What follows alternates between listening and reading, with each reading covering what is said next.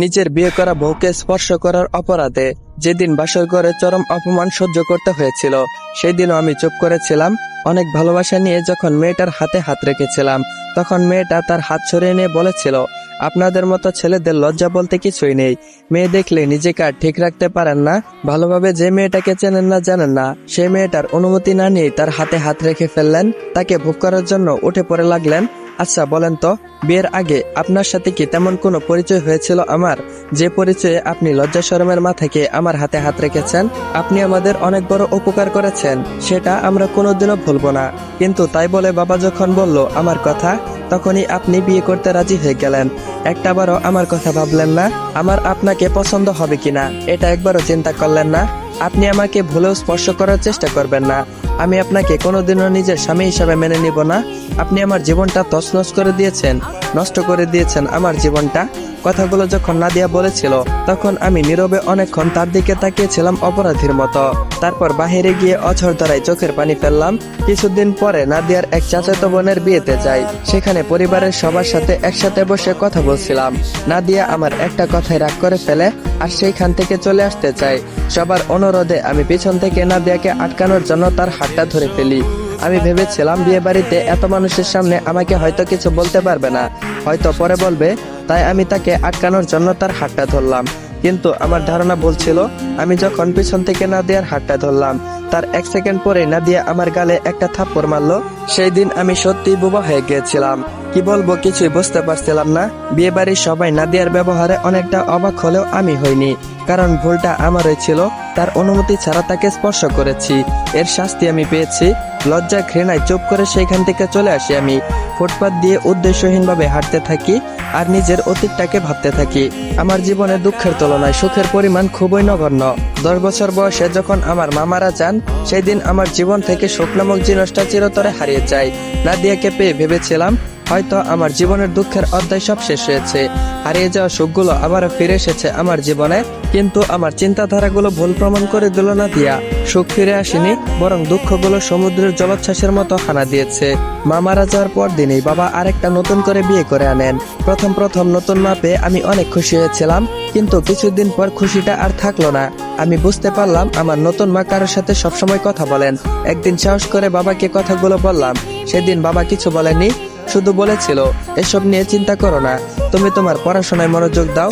তার কিছুদিন পরই আমার নতুন মেয়ের ছোট বোন আমাদের বাড়িতে আসেন। একদিন আমি তাকে ভুল করে তাকে ভেজা কাপড়ে দেখে ফেলি।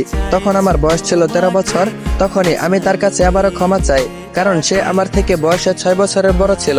আমি তাকে বলি আমি ইচ্ছা করে আপনার সামনে আসিনি, তারপরও আমি ক্ষমা পাইনি।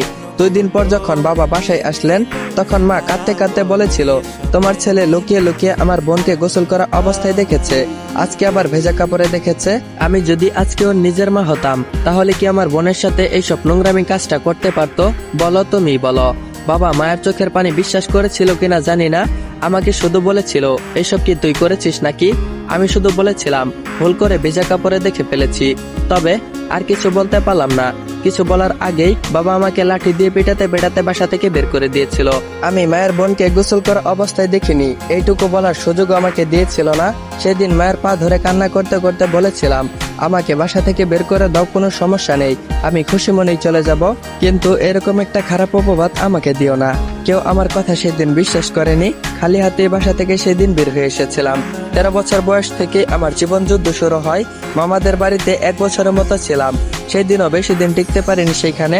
মাঝে মাঝে বাবার কাছ থেকে টাকা নিতাম। বাবার কাছ থেকে টাকা নিতে অনেক খারাপ লাগতো, কিন্তু বেঁচে থাকার জন্য টাকার দরকার। আমি যখন বাবার কাছ থেকে টাকা নিতাম তখন নিজের প্রতি অনেক ঘৃণা হতো। যারা আমাকে অপমান করলো, যারা তাদের বাসা থেকে বের করে দিয়েছে, তাদের কাছে আমাকে হাত পাততে হচ্ছে। হঠাৎ করে দেখলাম একটা রিক্সা আমার পাশে এসে থামলো। যে দেখলাম তানিয়া। এই মেয়েটা আমার জীবনে অনেক মূল্যবান জায়গা জুড়ে রয়েছে। ভার্সিটিতে একমাত্র এই মেয়েটার সাথেই আমি মিশতাম, কথা বলতাম।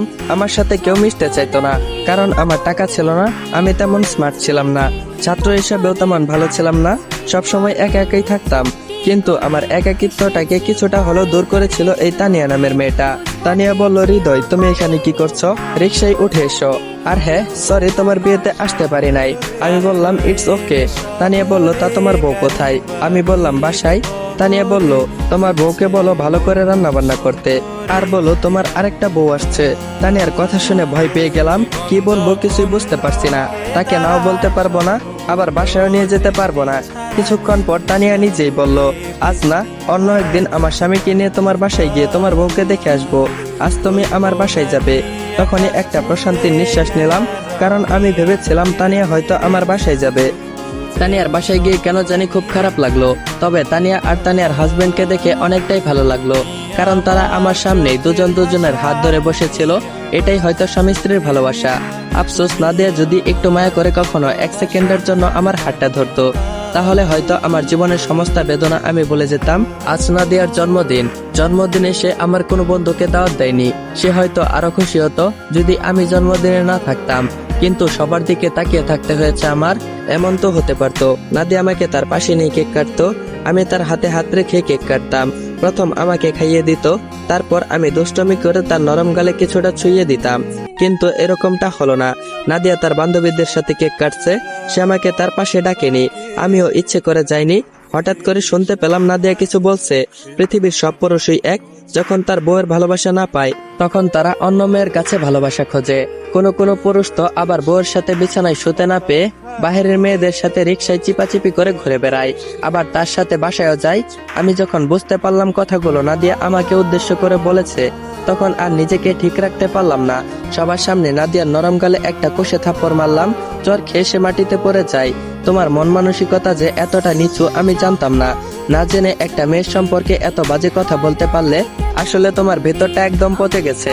তোমার শুধু বাহিরটাই সুন্দর, ভিতরে একদম আবর্জনা জমে গেছে। যদি পারো একটু ভেতরটাকে সুন্দর করো।